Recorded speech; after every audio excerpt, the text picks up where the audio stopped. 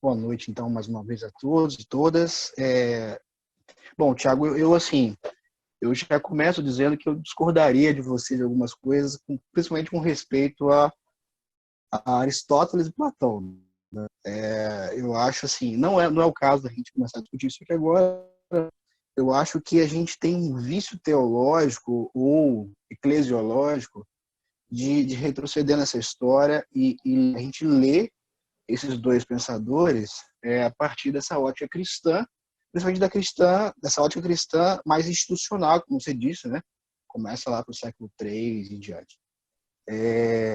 Mas vamos à minha questão. Assim. Minha questão é a seguinte: você disse que a ciência ela não pode reter verdade. Eu entendo também que a ciência ela precisa estar em movimento, né? Tese, e aí tem a sua antítese, depois tese, e é aquele movimento dialógico mesmo, né? Ético, né? Para que você não tenha uma verdade absoluta das coisas. Né? Ou seja, a ciência precisa, para ser ciência, estar em movimento constante.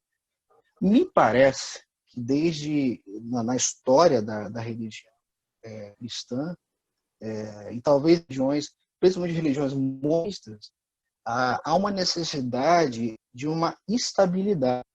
Eu falo isso do ponto de vista metafísico, né? Como você diz, e que inclusive um parênteses, né? Metafísica, o Aristóteles tem um livro chamado Metafísica. Então, mas essa proposta de Aristóteles com certeza não é necessariamente a que o cristianismo leu. Mas voltemos. A questão parece que a religião precisa de uma estabilidade. E a metafísica propõe isso, mantendo as coisas.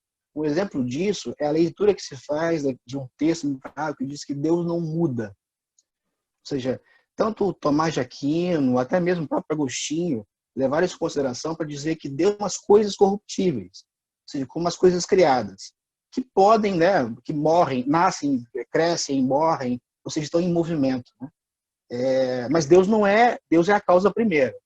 Então, me parece que o cristianismo, cara, assim, a pergunta que eu te faço a tese aí, o título da palestra é o divórcio entre fé e ciência. Né? Eu te pergunto, né, se a fé, no caso, a religião cristã, ela precisa dessa estabilidade para poder ser o que é, ou para poder crer como crer, ou para poder ter ciência das coisas como tem, como é que ela pode, então, ter uma aliança, uma união estável com um outro tipo de saber, né? Uma outra concepção de mundo que precisa estar em movimento? Eu queria te fazer essa pergunta aí. Fui claro no que eu falei. Então, vamos lá. Bom, se eu entendi sua pergunta, você quer saber como que uma fé que necessita de estabilidade pode andar de mãos dadas com a ciência que busca justamente essa manutenção de movimento. Isso? Isso, mas só deixar claro, assim, eu estou fazendo aqui uma pergunta como se fosse um advogado do diabo. Eu não estou Não, sendo sim. apologista, não estou fazendo Não. apologia, que não me interessa, apologética. Mas, assim, pensando na ideia de que é um lugar estável da fé. Bom, estou pensando nessa fé que você contou a história, pelo menos até o século XVIII, XIX, ainda no século XIX temos isso, né?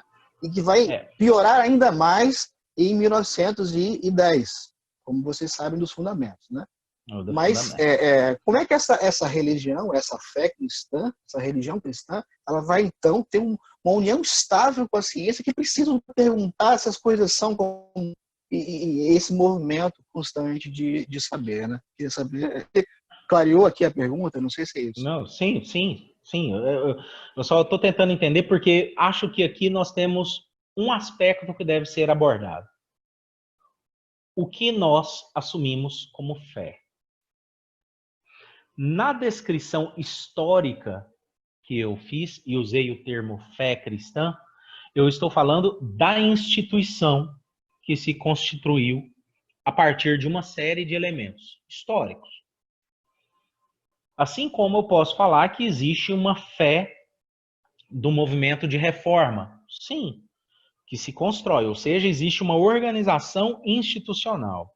Agora, Jonathan, perceba bem, cada um de nós tem uma experiência com o divino. com o sagrado, para usar o termo do Otto. Cada um de nós tem uma experiência com o sagrado. Essa experiência que cada um de nós tem é igual? Ou ela sofre mudanças? Cada experiência, e aqui corro o risco de estar abraçando com todas as forças Adolf von Harnack. É na experiência que você descobre a ação da divindade na sua vida. E isso vai ser diferente para mim, isso vai ser diferente para você, e isso vai ser diferente para cada um que está nos assistindo aqui.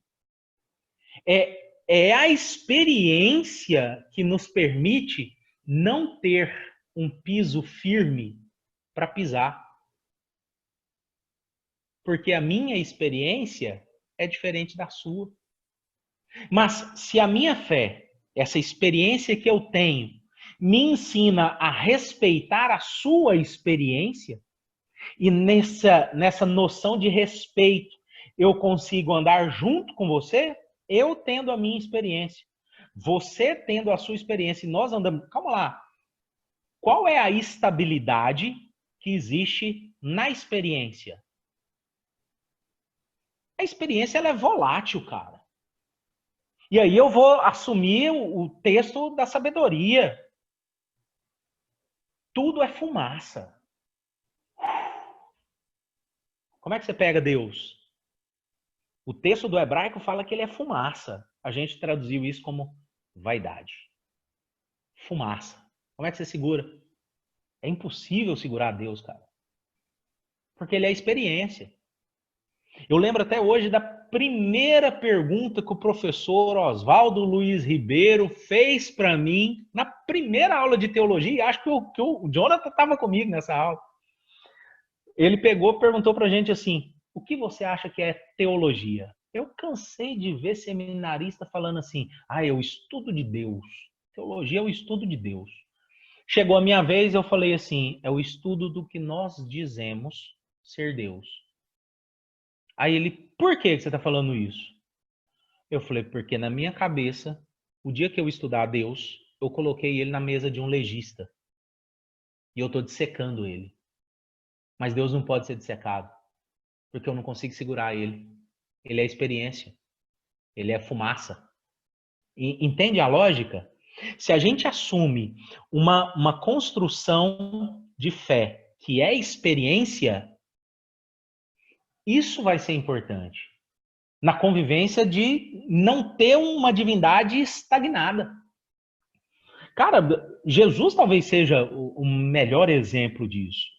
Se a gente for depenando a Bíblia, o que fica de fato para falar assim, não, isso é palavra de Jesus. Tem muita gente que vai falar que o Jesus histórico mesmo tem uma fala na Bíblia toda. Abba Pai. Ele é o Abba. E isso é de uma subversão do sistema. Porque, mas Jesus é cristão. Para, né, bicho? Para. Jesus nunca foi cristão. Jesus é judeu. Do Templo de Jerusalém. Todo aquele arcabouço de rituais e de institucionalidade que existe. Aí, qual que é a subversão do cara? Chama Deus de pai, mano. E bota dentro do quarto. E o pai que está em secreto te ouvirá. É a experiência o processo. Se você assume uma fé na experiência, e assumindo que a experiência do outro pode ser diferente, porque não dá também para eu falar assim, não, essa é a minha experiência e todo mundo tem que ter a mesma experiência. Entende? Fui claro na minha exposição? Consegui te falar alguma coisa? Sim, acho que sim. Eu acho que você trouxe mais problemas também. Né? Claro, mas o meu papel é trazer problema, cara. Sim, porque eu acho que o que você disse é que você trouxe pra gente um conceito de fé. Fé é experiência. Não, isso é acarretado de várias... E pode não ter experiência também. Então,